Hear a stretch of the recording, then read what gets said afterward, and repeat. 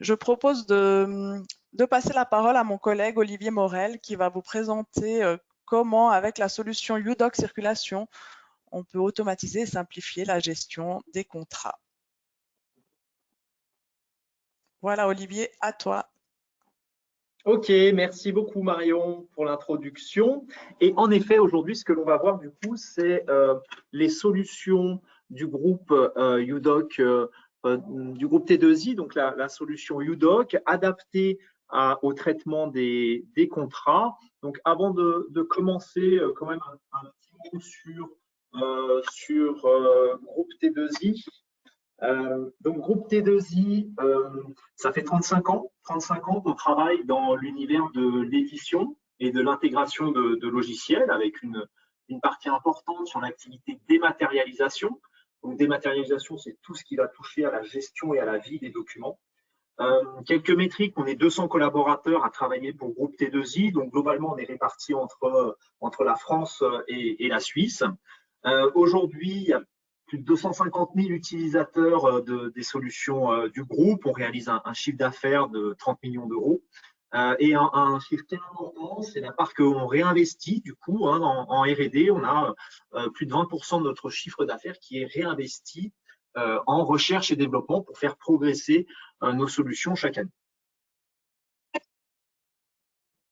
Alors, comment est-ce que l'on organise notre offre Aujourd'hui, la gamme UDoc, c'est 3 grands piliers, des piliers qui vont répondre du coup à des thématiques en gestion documentaire qui sont assez répandues. Ces thématiques, c'est l'acquisition des documents, donc on peut vous accompagner sur toutes les thématiques d'acquisition.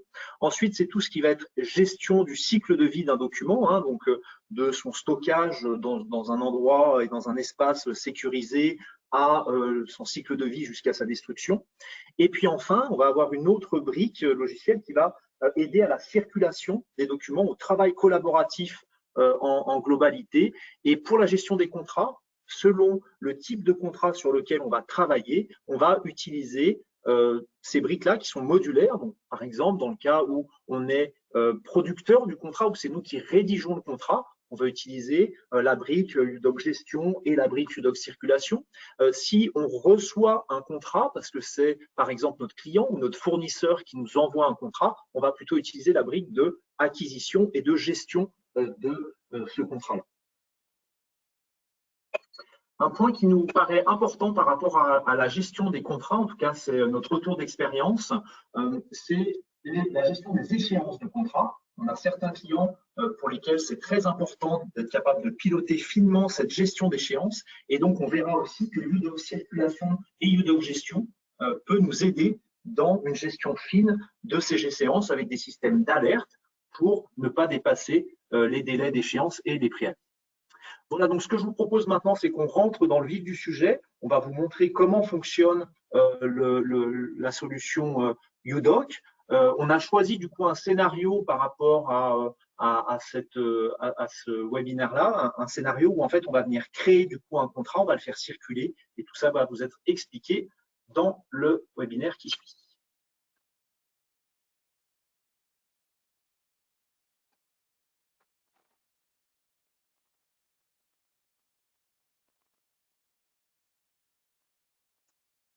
Ok, donc nous allons maintenant vous présenter le module UDoc Circulation adapté au traitement des contrats. Donc là, le scénario qu'on va vous proposer, c'est on va travailler sur la génération d'un contrat, un contrat qui va être à destination d'un client. Et pour élaborer ce contrat, il va y avoir plusieurs services de l'entreprise qui vont intervenir pour rédiger le contrat avant un envoi pour signature au client. Donc là, pendant le déroulé, on va changer virtuellement de casquette. Une fois, je serai administration des ventes, une autre fois, je serai directeur commercial. Donc, on va changer comme ça de casquette au fur et à mesure de l'avancée du cas. Et pour remettre dans le contexte, donc on est en phase de conclusion d'une affaire. On a reçu l'accord du client pour rédiger le contrat et les premiers éléments ont été envoyés à l'administration des ventes qui va lancer du coup le cas et qui va du coup rassembler certains éléments pour élaborer le contrat. Donc, pour lancer un cas, pour lancer un processus, on a différentes méthodes. Là, je vais utiliser une des méthodes possibles. Donc, je suis dans la GED et puis je vais créer un cas en partant d'un document ou un groupe de documents. Donc là, je vais m'appuyer sur un document, je vais rechercher un document, je sais que le client est reverrant et il y a une proposition commerciale, présentation commerciale qui a été faite.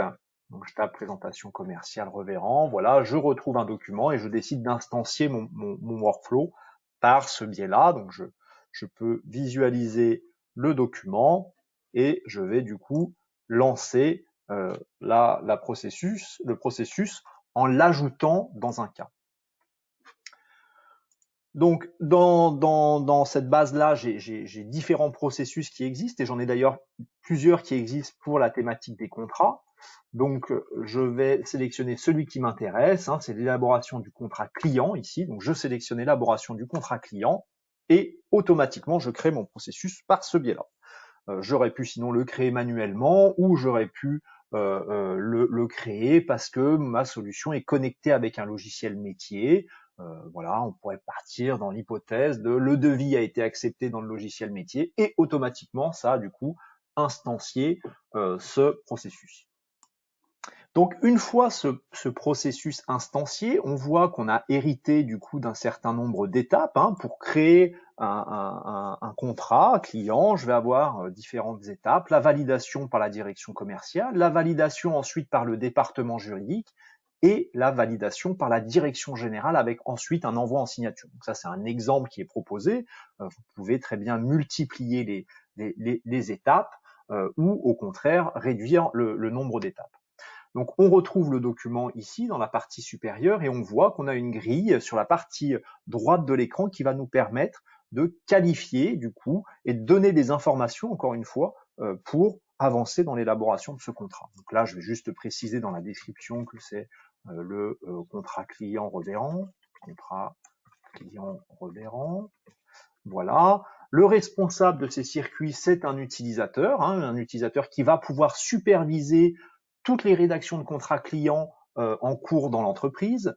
Je peux renseigner une référence interne. Par exemple, ici, la référence, c'était la 0110 par rapport aux éléments d'historique qu'on a pu avoir avec ce client-là. Et puis ensuite, j'ai toute une série d'éléments. Alors, on voit que j'ai une échéance ici qui est une échéance calculée automatiquement. Voilà la rédaction et l'élaboration d'un contrat client, c'est X jours et donc ça me permet de calculer une date d'échéance, ça va me permettre de rythmer du coup le travail et l'élaboration de ce contrat.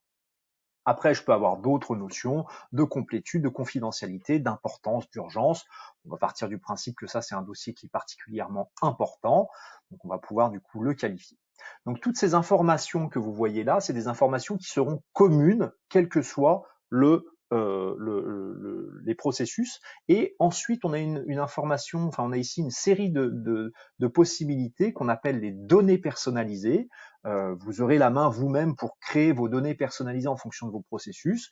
Donc, quand je suis dans l'élaboration d'un contrat, les données personnalisées, c'est la date de début du contrat, par exemple, la durée du contrat et le préavis en mois du contrat dans une logique de résiliation. Donc, date de début du contrat, on va dire que c'est un contrat qui va démarrer au 3 janvier, que l'on est sur une durée de 3 ans et que le préavis en nombre de mois est de 3 mois. On peut également ajouter des informations contacts. Donc ces informations contacts, même chose, on peut se connecter avec vos logiciels métiers, avec vos ERP, avec vos CRM pour récupérer votre base contact et faciliter le travail de qualification dans cette étape-là. Une fois que l'on a fait et qu'on a agrégé tous ces éléments, on va pouvoir du coup générer un document contrat. Donc pour générer mon document contrat, je vais avoir une bibliothèque de modèles qui va être mise à disposition. Voilà, un modèle de contrat général, un modèle de contrat qu'on va considérer comme étant complet, un plus light, et on peut aussi générer des lettres d'accompagnement. Donc ça, on est sur du publipostage, donc on va s'appuyer sur un modèle qu'on va venir alimenter en fonction des informations que l'on a renseignées précédemment. Donc je peux générer mon contrat depuis la solution. Donc là, j'ai laissé en en orange les zones qui sont les zones qu'on a récupérées. Voilà, on voit que c'est reverrant, le numéro de dossier, le DOS 0110. On voit du coup aussi voilà, que c'est pour une durée de 3 ans à compter du 4 janvier 2020. Et on voit que dans ce document-là, il va y avoir encore des modifications à apporter par le reste de l'équipe avant l'envoi au client. Donc, une fois que j'ai généré ce document-là, je vais du coup automatiquement le stocker dans mon cas et aussi, je peux le stocker dans la JET pour qu'il soit facilement retrouvable par le reste des équipes. Voilà, donc mon document a été généré, je le retrouve du coup ici, j'avais ma présentation commerciale qui a été utilisée et j'ai mon contrat client qui a été généré et sur lesquels mes collègues vont pouvoir travailler. Je valide cette étape et du coup, l'information sera poussée au directeur commercial qu'il a une action à réaliser pour avancer dans l'élaboration de ce contrat. Je change de casquette virtuellement, je suis maintenant responsable commercial et j'ai dans la liste dans ma to-do list, ma to-do list UDoc, une série de documents sur lesquels je dois intervenir. Alors, le responsable commercial n'est pas dans l'obligation de se connecter à la solution pour consulter cette liste. On peut bien sûr, en fonction des délais qu'on a attribués à chacune des étapes, lui envoyer par exemple un email où on va l'informer qu'il a une tâche à effectuer sur un processus.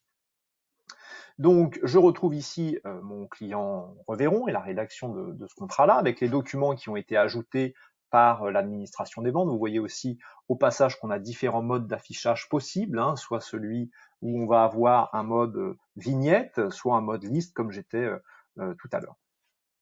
Donc, ce qui est intéressant au niveau de la direction commerciale, c'est qu'on voit ici que pour une étape, il peut y avoir plusieurs tâches qui sont à valider. On voit ici que j'ai une validation par l'équipe avant-vente qui aurait pu être possible et que j'ai aussi une tâche de validation par l'équipe commerciale.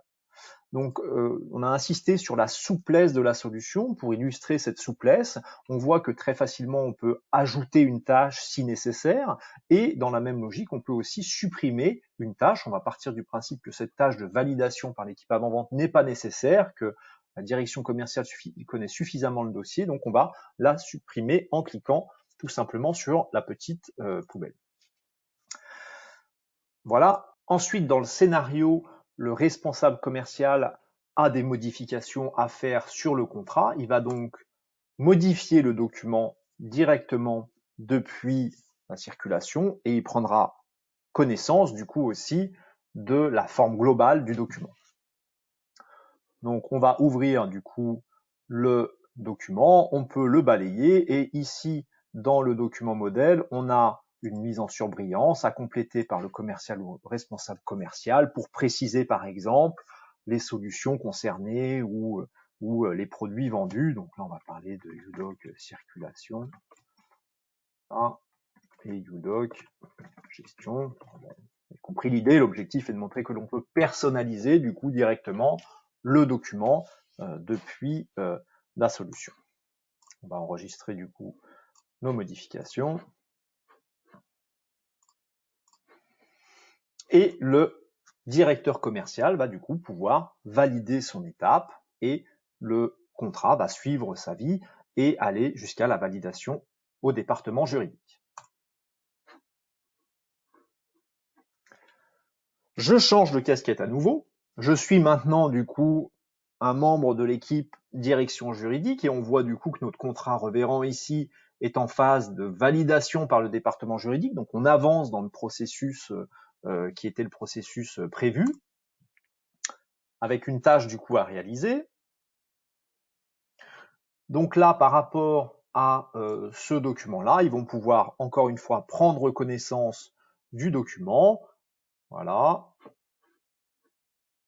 Et puis sur un des articles, sur la protection des données, c'est un article qui a été rajouté récemment dans le modèle par le département juridique et donc le département juridique va quand même alerter la direction générale que ce chapitre a évolué en ajoutant un post-it numérique sur le document. On va pouvoir faire cette action très simplement. Je viens du coup positionner un post-it numérique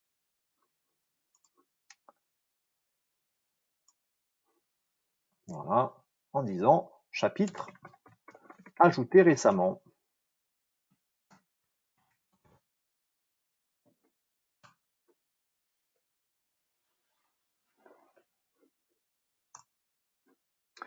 Voilà, cette tâche ayant été faite, on va encore une fois valider du coup cette étape-là et je vais me connecter une dernière fois avec la casquette, cette fois-ci de la direction générale, et ce sera la dernière casquette entre guillemets que je prendrai pour la présentation de ce module UDOC Circulation. Donc je suis maintenant le directeur général de la société. On voit que le contrat a avancé, qu'il est désormais en validation par la direction générale avant la signature. Donc même chose, le directeur général va se connecter, donc avec les mêmes méthodes d'alerte que l'on a évoquées tout à l'heure, l'envoi par mail, on peut même envisager des envois de SMS si besoin pour l'informer. Et il va prendre connaissance du document. Voilà, avant un envoi en signature.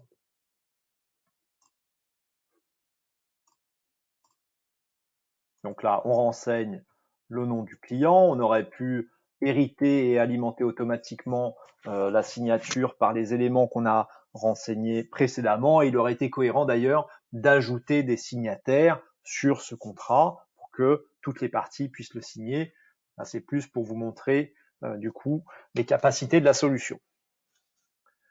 Donc le document va partir en signature. Donc on a la possibilité aussi avec les solutions UDOC de se connecter avec différents tiers de confiance. Là, je suis connecté en natif avec YouSign, mais ça aurait pu être avec d'autres tiers de confiance en fonction des pays dans lesquels on intervient ou en fonction des solutions que vous avez déjà déployées chez vous. Voilà, donc dans l'intervalle, j'ai reçu un email m'informant. Là, cette fois-ci, encore une fois, je change de casquette et cette fois-ci, je suis le client qui a reçu du coup un document à signer pour le contrat client. Voilà, donc je vais pouvoir signer mon document. Donc c'est une signature électronique avec une valeur juridique. Le client va donc du coup pouvoir prendre connaissance du contrat. Vous voyez, je n'ai pas encore la possibilité de le signer. La commande n'est pas encore active. Quand je vais arriver en fin de document, voilà que le document est signable. C'est pour remplacer l'usage du paragraphe qu'on faisait avant. Je signe mon document et je reçois un code sur mon téléphone, un code à 6 chiffres qui est le 35 07 53, 35 07 53 et je signe mon document. Si j'avais mis plusieurs signataires, il y aurait bien sûr eu le circuit de signature avec les envois aux autres signataires. Voilà, une fois que le document est signé, on a aussi dans notre connecteur avec les tiers de confiance le document qui va redescendre avec une synchronisation qui se fait toutes les nuits. Donc je vais vous le montrer sur un autre contrat, mais une synchronisation qui va permettre de retrouver le document signé dans la JET directement avec notamment le chemin de preuve et le dossier de preuve de la signature. Donc, j'ai des listes qui vont me permettre d'accéder plus rapidement à mes différents documents, notamment une liste avec mes contrats signés ici, et ça se matérialise de la manière suivante. On va retrouver l'événement de signature ici, ça a été signé tel jour par telle personne, et on va retrouver notamment le chemin de preuve, le dossier de preuve avec les informations me permettent d'authentifier là où les personnes qui ont signé, notamment les adresses mail sur lesquelles ils ont reçu le contrat, le numéro de téléphone sur lequel le code à 6 chiffres a été envoyé. Voilà, tous les éléments permettant d'authentifier le signataire. Voilà, un autre élément aussi qui va être intéressant par rapport à la gestion des contrats, ça va notamment être le sujet de la résiliation des contrats avec la possibilité d'alerter les utilisateurs qu'ils ont la possibilité de résilier un contrat, donc par rapport à une date de résiliation, par rapport à un préavis par rapport à cette date, on va nous être capable de venir scruter la base documentaire et de pousser l'information aux utilisateurs en leur disant attention, vous avez ces contrats qui sont des contrats candidats à la résiliation. Donc là, on peut alimenter par exemple ici une liste, hein, donc des contrats candidats à la résiliation. Il se trouve qu'ici j'ai 3 documents qui sont candidats, et on peut d'ailleurs aussi instancier un nouveau processus de résiliation des contrats qui sera dans la même philosophie que ce que l'on vous a présenté ici sur l'élaboration des contrats, mais une succession d'étapes à réaliser pour résilier un contrat.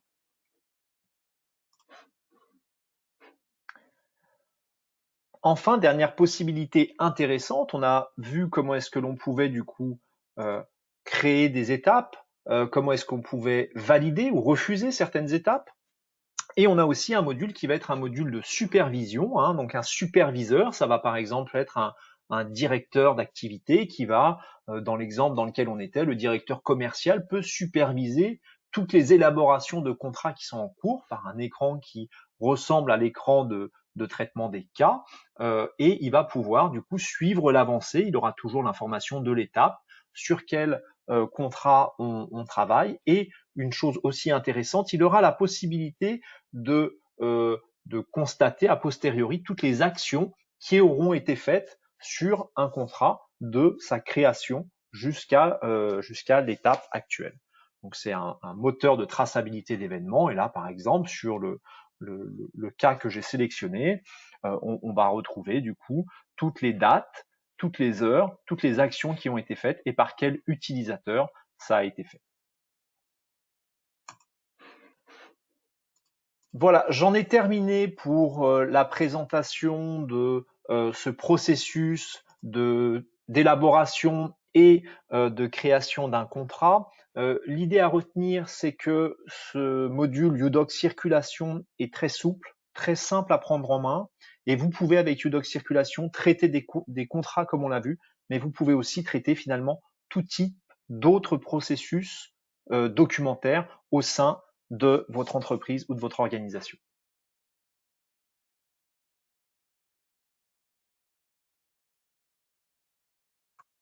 Ok, avec un petit delta technique.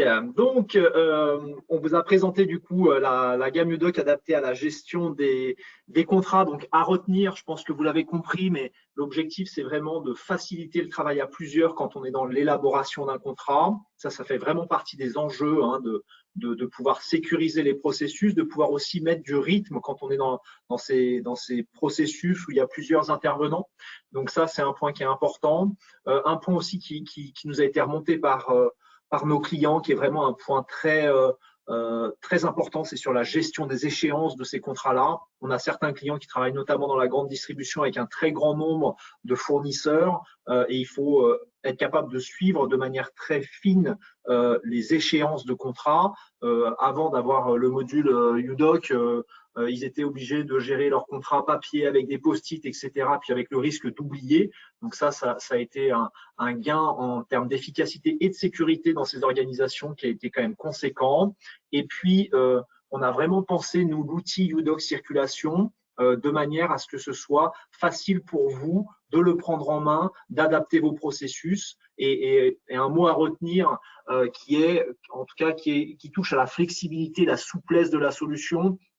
Pour ceux qui participent à ce webinaire, qui ont connu éventuellement d'autres types de processus BPM ou autres, où c'était un petit peu complexe de modifier les circuits. Là, la philosophie, c'est vraiment que vous, DSI, vous, direction métier, vous ayez la main pour créer vos propres processus et les adapter en fonction des différents cas.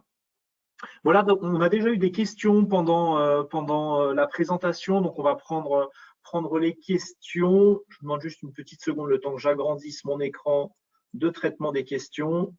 Donc, la première question qu'on a eue, c'était par rapport aux étapes. Et la question, du coup, était, est-ce que c'est possible d'avoir des étapes en parallèle? Et donc, la réponse est oui. On a vu dans la présentation qu'on peut avoir des étapes qui se succèdent, hein, et on utilise d'ailleurs la sémantique étape dans ce cadre-là.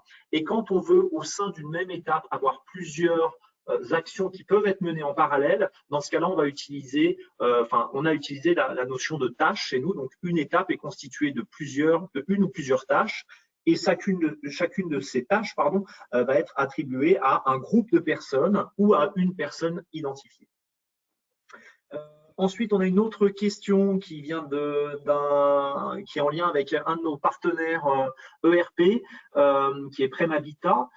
Donc, est-ce que c'est possible de synchroniser la GED UDoc avec celle de Prem? Donc, la réponse est oui, on le fait sur d'autres thématiques avec Prem. On peut du coup faire en sorte que des documents qui se trouvent dans la GED UDoc le soient également dans la GED Prem.